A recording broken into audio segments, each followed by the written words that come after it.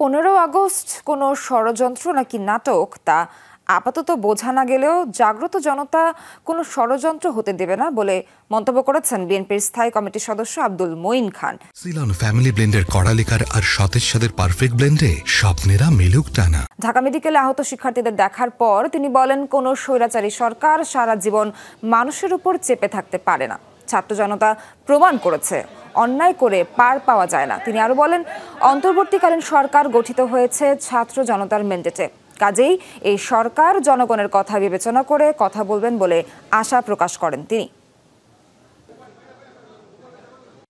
ছাত্র জনতা তারা প্রমাণ করেছে যে কোনো অন্যায় করে পার পাওয়া যায় না।